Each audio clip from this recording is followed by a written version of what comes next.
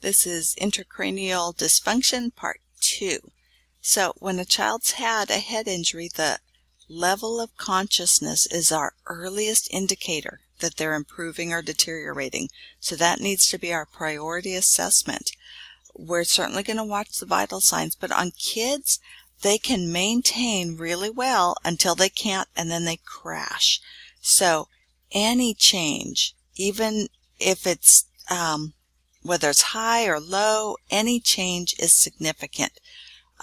When we start seeing a change, we want to report it. We're not going to wait till it's outside of normal, because by then they're going to crash fast. Head circumference, especially in a child who's the fontanelle's not closed, the sutures aren't fused yet, we're going to be able to see head circumference increase. Some of the exams we do, or the assessments on a child who's in a coma, are the doll's eyes. And if you think your cheap Barbie dolls, right, their eyes are just painted on, as you turn them, their eyes just go wherever the head goes. Those expensive dolls, as you lay them down, the eyes close, then they open, so the eyes change. That's what you want. You should be like an expensive doll. So if I turn your head, your eyes should try and stay focused on something. So the eyes should focus, as even if they're not seeming like they're focused, they should at least try and stay where they were, rather than just going whatever direction the head does. Pupil size and response, certainly we want to check that too. And I would say we usually check this really early, and it's a late sign. So we need to not wait till we see changes in pupils. And then motor function. Kids will get clumsy. They'll seem a little wobbly, a little ataxic.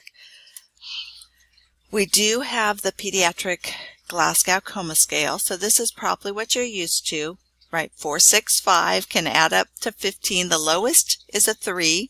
The highest it can be is a 15. But right on the verbal, normally it's oriented versus confused versus inappropriate words. So we have redone this for a child who's less than 2 or a child who's nonverbal normally. So are they smiling and listening and following? Are they crying but consolable? Persistent cry, agitated and restless, no response. So we do change that a little when they're not verbal. A sign of ICP that you're going to see particularly in infants is this setting sun eyes. You see the white of the sclera up above and the eyes focus down.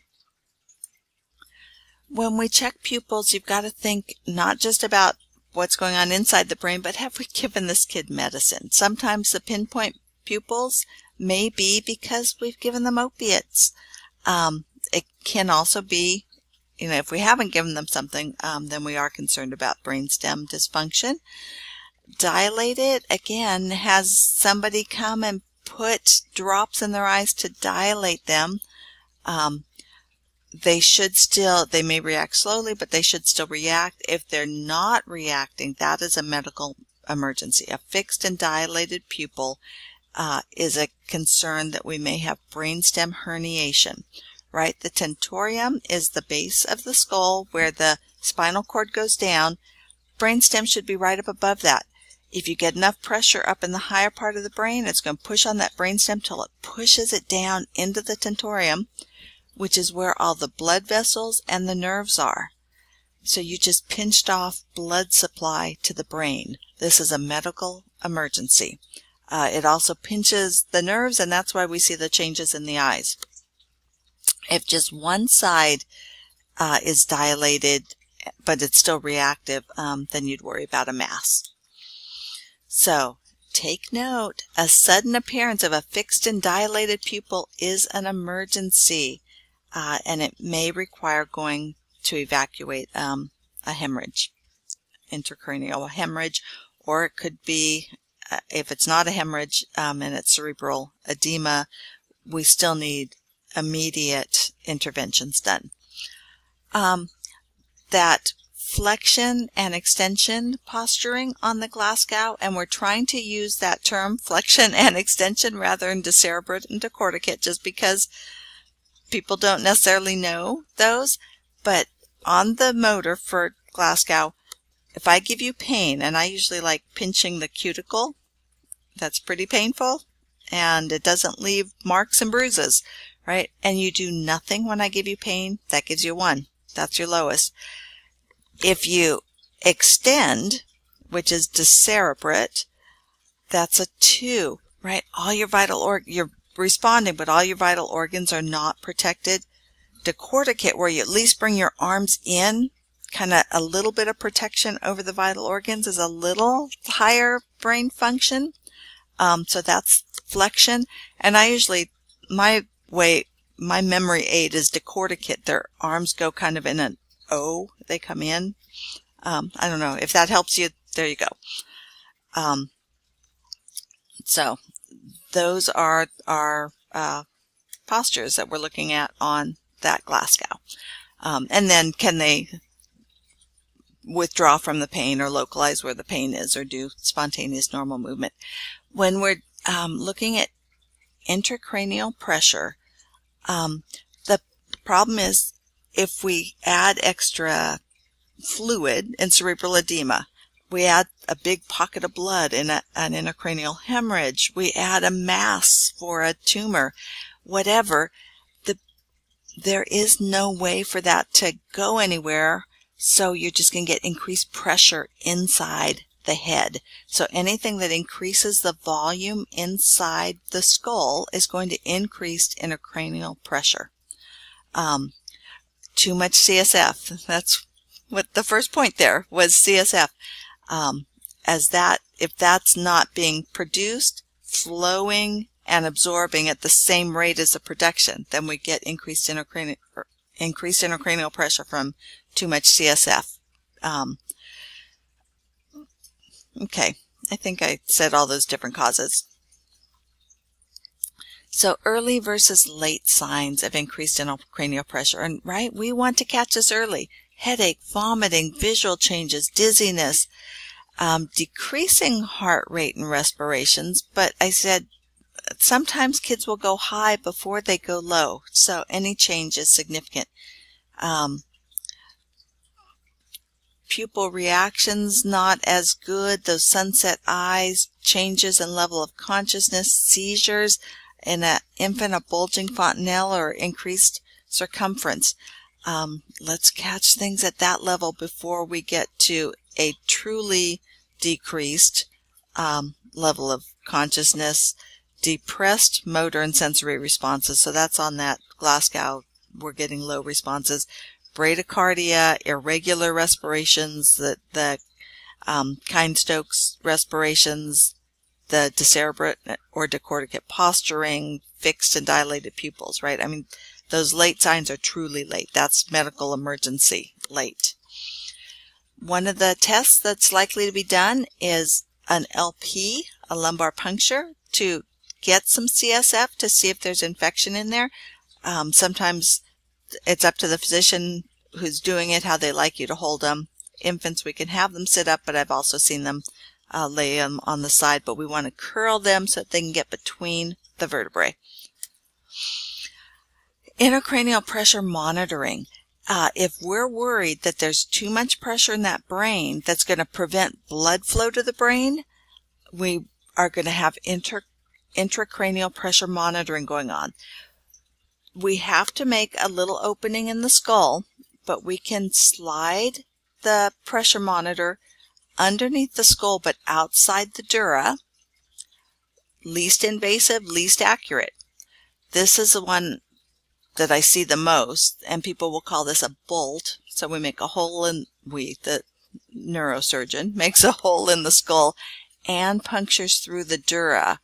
So they're in that arachnoid space, just right outside of the cerebral tissue.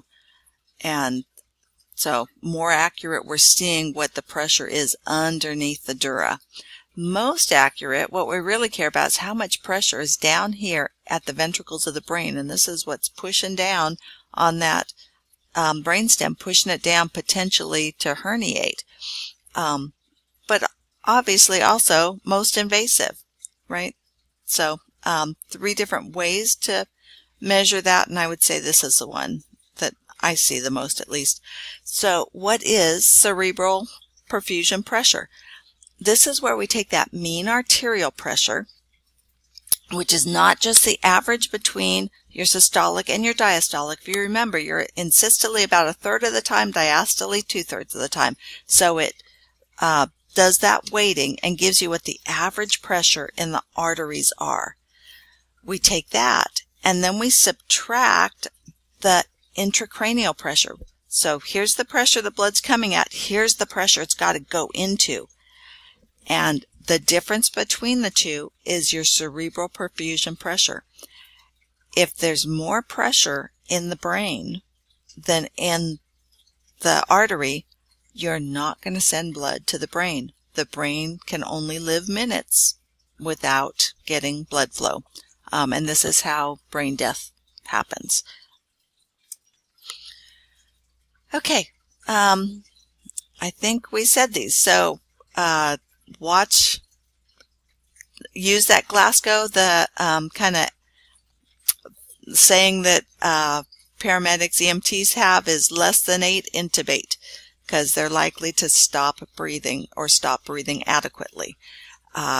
So we're watching that, our Glasgow for deteriorating neurologic condition, and then just subjective data. How do we think they look?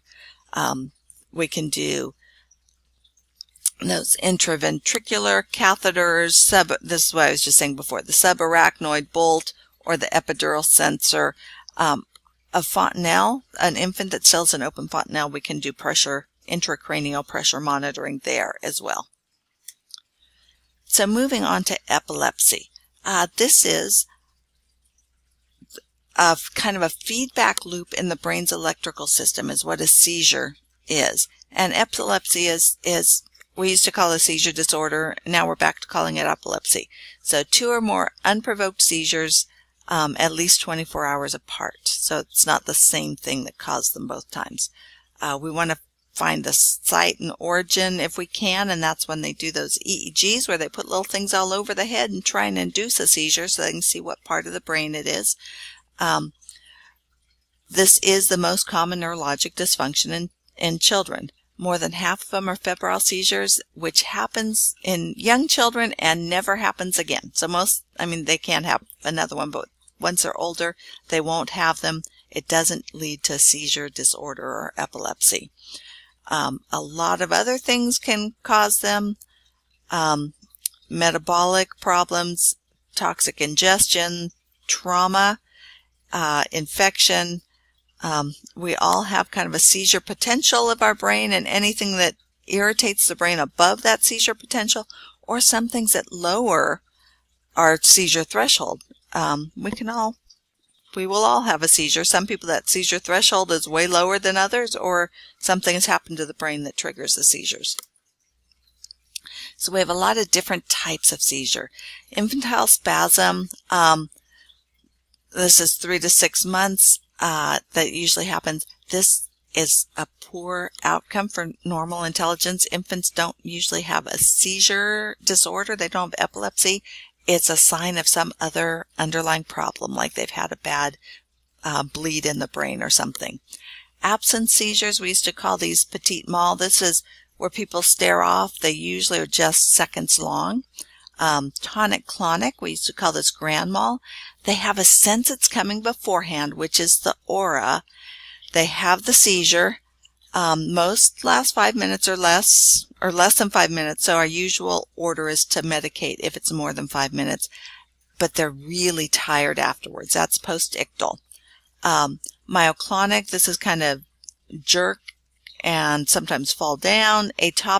Atonic, this is they lose muscle tone and fall down. And then they talk about simple partial or complex, and this is really kind of how much of the brain is involved. Status epilepticus means a seizure we cannot control, and that's when it becomes a medical emergency because it's continuing and not stopping.